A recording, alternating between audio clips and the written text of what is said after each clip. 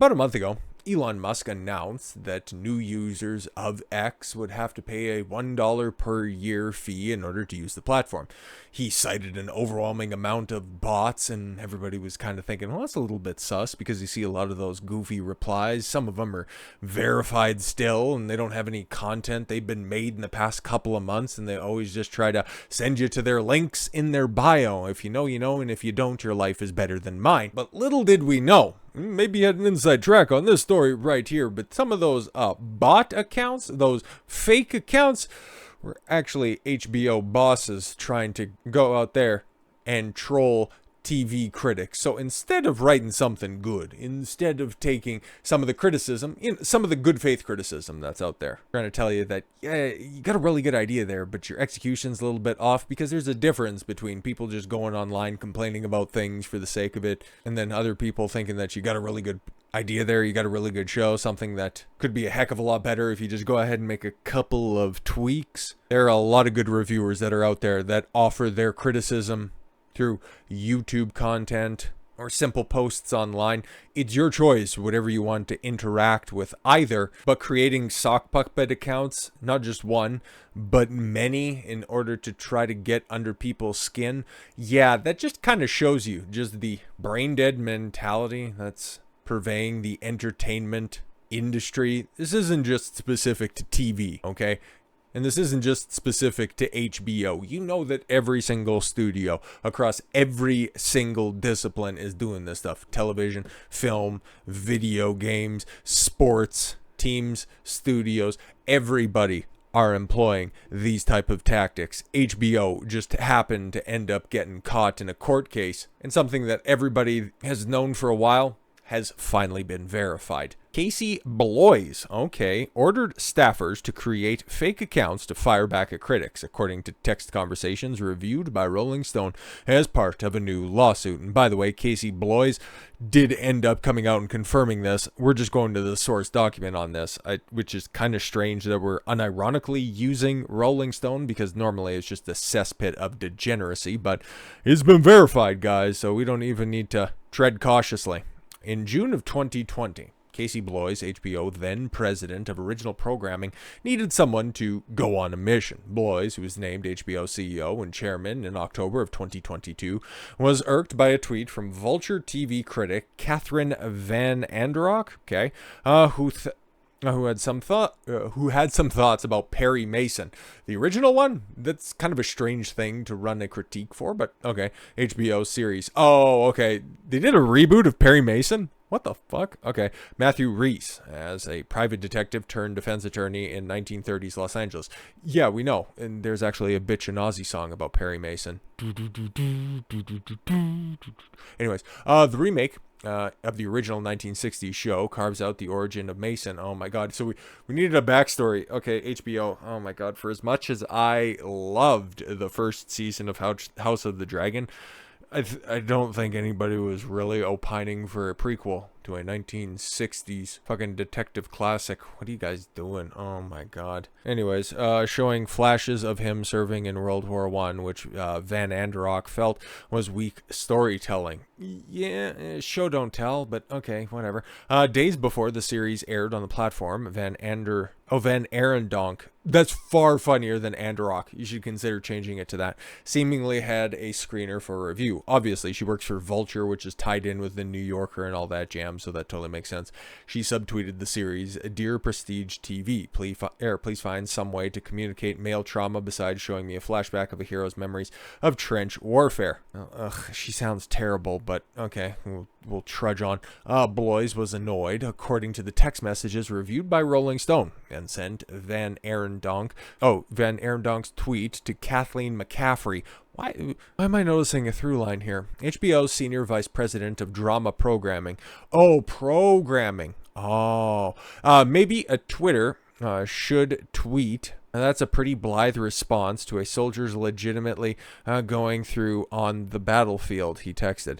Do you have a secret handle, couldn't we say, especially given that it's D-Day? To dismiss a soldier's experience like that seems pretty disrespectful. This must be answered. That is such a fucking bot response. You would have thought that the people, well, even though that we've heard them talk, and, well, here's their private communications, that they would be just a little bit more developed than that, but apparently not. Blois was serious. Who can go on a mission? He asked McCaffrey, according to the messages, adding that they needed to find a mole at arm's length from the HBO executive team. We just need a random to make a point and make her feel bad. A fucking TV critic. Okay, I don't even know if I necessarily agree with her critique. Might have been all right. HBO kind of has a pedigree, even though I'm thinking it's like, who the fuck was calling for a Perry Mason prequel? But you could, if you wanted to, take that critique under advisement or pay it no mind. She's just a fucking critic at the end of the day. Opinions are like assholes. They write for Rolling Stone. Eventually, Blois landed on a rebuttal to Van Arendonk, according to the message. A somewhat elitist take. Is there anything more traumatic for men and now women than fighting a war? Sorry if this seems too convenient for you. See, those are the type of takes that you would see from some of these stan accounts that are out there. The people that change their picture on Twitter to, or their avatar picture rather, to whatever program that they're super passionate about until that series ends, and then they're more passionate about another series that's out there as well. There are people that have been tracking this phenomenon for a long time. Normally they're kind of specific to a given studio. Like, you'll always see that with the Star Wars people. Oh my god, this was the greatest thing since the last greatest thing from Star Wars. Oh, I loved the Ahsoka series. It was almost as good as the Boba Fett series, which was almost as good as the Obi-Wan series, which is almost as good as the Mandalorian. You guys remember them Disney trilogy? Oh my god, that was all so great. And the next thing's gonna be even greater than all of that. It's gonna be fantastic. I can see that shit every fucking time. Like tonight when I'm recording this. Spoiler, it's getting released on Friday. I'm recording this Thursday night. You can see it right now. I don't even know if Loki's still trending, but just the amount of random name, a whole bunch of letters at a end of their handle. They just recently created the account saying how wonderful, oh my god, the latent homosexual undertones of Loki and Morbius, or Mobius.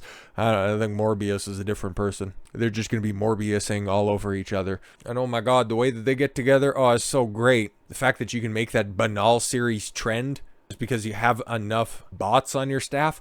Yeah, it just goes to show you, you would get that organic kind of reach if you made something good. If you made something that people actually liked, and if you stopped fucking caring about social media so much, okay? That's the problem. You're too busy worrying about how you're going to run defense on social media as opposed to putting all of that extra energy into making a compelling show. And somebody who knows a little bit about this and has been dropping absolute bombs and did a video on what she had to say specifically about the South Park Disney Lucasfilm situation, but Gina Carano's out here dropping another one, and it's just kind of a diatribe. She's becoming well known about this, and she hasn't missed at all whatsoever, because guess what? She was on the inside on this one. She was one of the up-and-comers in the industry. Now, as somebody who has followed Gina's career ever since she was, the face of women's MMA, all the way up through the Haywire days, the Fast and the Furious gigs, and then seeing she got cast in that Mandalorian show, it's like, yeah, good for her. She's a good character actor. She's not really leading lady material, but at the same time, nothing but respect for her. It also helps that she's fucking hot. She was one of the few based people that ended up, slipping behind enemy lines. And now that she got time today, cuz now she can expose the inner workings of this stuff, and I'm just waiting for Rachel Ziegler to slip up and respond directly to Gina's tweet thread about that before I talk about that one. But the most recent one that dropped earlier today, well, this is a good one. Do you think this behavior of creating bots was exclusive to HBO Max, or that maybe other major studios do this as well? In 2016, Bob Iger said Disney was basically inches away from buying Twitter. What? Okay, but pulled out of the deal at the last minute, saying they did a little more research and said this about Twitter users. We, at that point, estimate, with some of Twitter's help, that a substantial portion, not a majority, were not real. Those motherfuckers were not real. They knew that all the way back in 2016. How didn't Elon Musk have those connections? Anyways, what do you think that a substantial portion of fake users grew from 2016 to before Elon took over X/Twitter in 2022? I didn't even know that was there, but good correlation to make.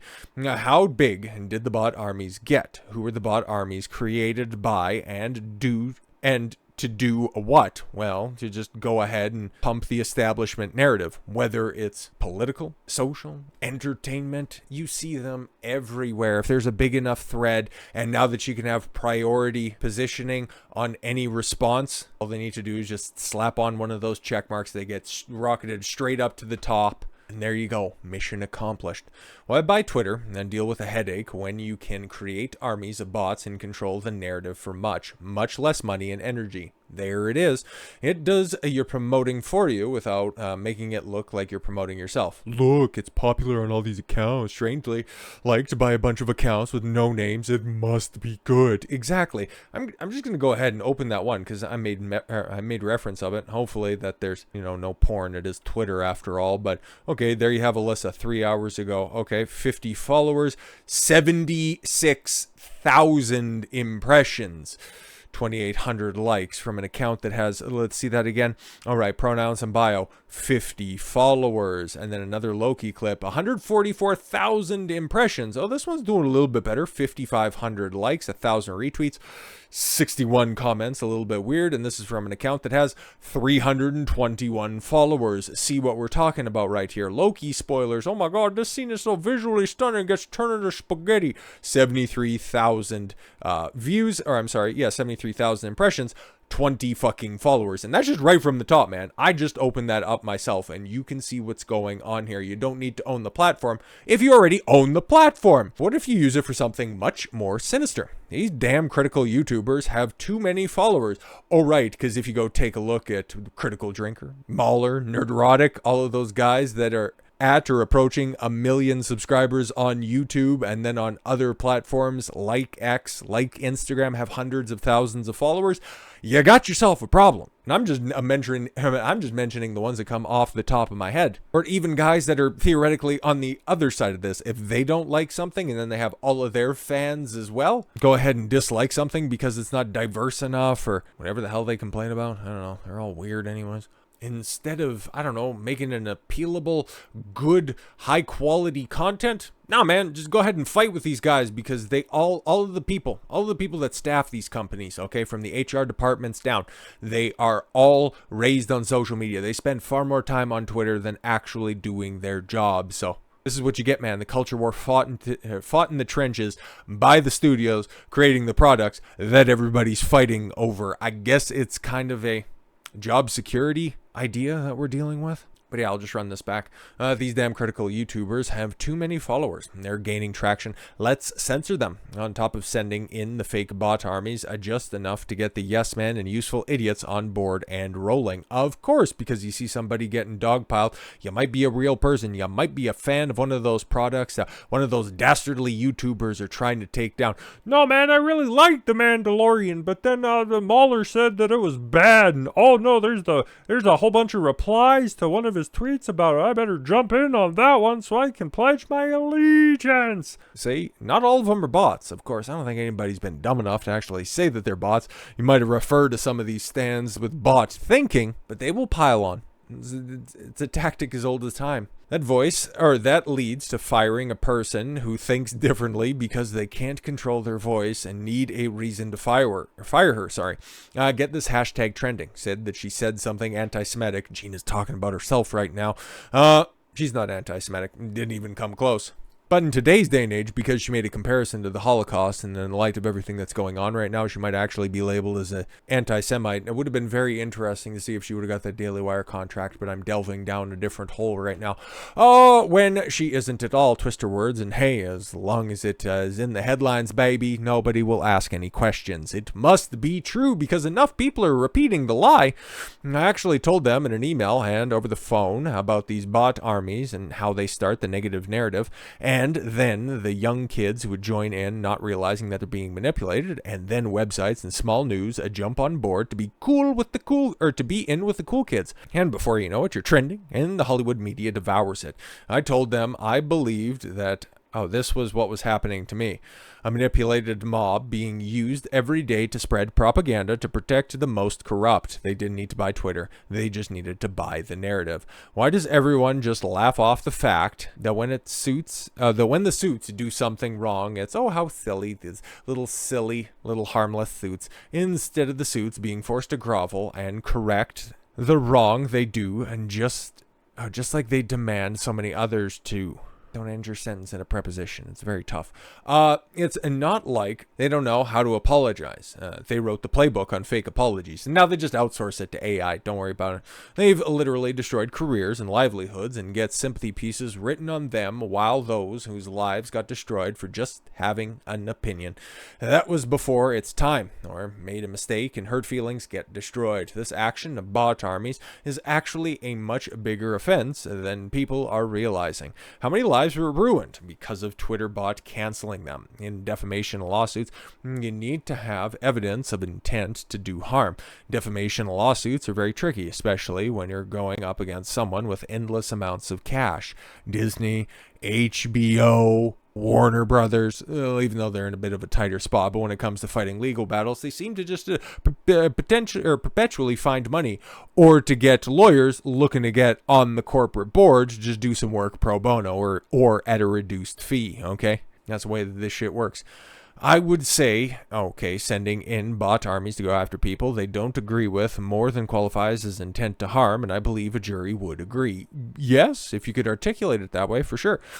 Could get very interesting if ex or current employees came forward with more evidence. Really could, Gina. What are you ever referring to? Aren't you all sick of the abuse of power? You could sell your soul and still not end up with 1%. Up in the 1%, this benefits. And who wants to be in the 1% anyway when it means betraying humanity and selling your soul? Now we're getting into the metaphysical. Don't pass the social credit score BS on to the next generation. Artists throughout history are the best when they're not in lockstep. It's what we love about them. Independent creators, get busy and don't be compromised once you climb to the top. Artists at the top, take your leashes off. And then she links out to an article talking about how Disney was close to buying Twitter. So yeah, just referencing it right there. I don't know why she has to go to a Vox article, but no, of course, just referring back to the HBO Max executives created an army of troll accounts that we read from the source material right there, bounding into comics. Just did a little bit of a write-up on top of that. But I think we're starting to figure this out.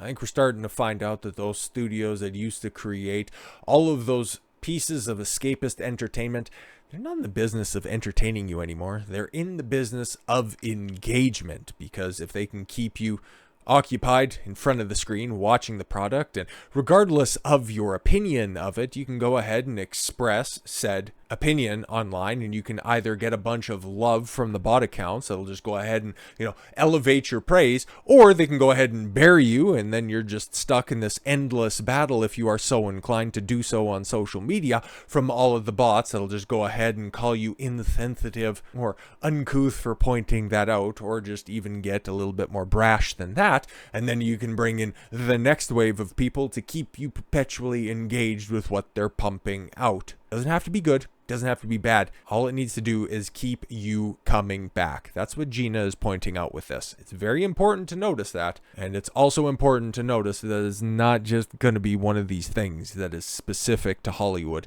This is the type of shit that you see happen time and time again in the political sphere. Now, there was that goofy little AI created chick that was so happy to be a part of the Biden administration. And then she got called out. It's like, you're not real. And then her account went up in smoke. So yes, this happens every single place that you look, because if you are totally and completely plugged into a product, you are a reliable customer, and that's all that these companies are looking for. By hook or by crook, they're going to get you. But now that these tactics are coming to light, well, there's hope. There's hope that maybe these studios will be held accountable, and maybe they'll actually make something good for once in their fucking lives. So with all that said, thank you all very much for the gift of your time. I've been Don Consuelo. I want you to follow your gut and get after it. Take care, everyone.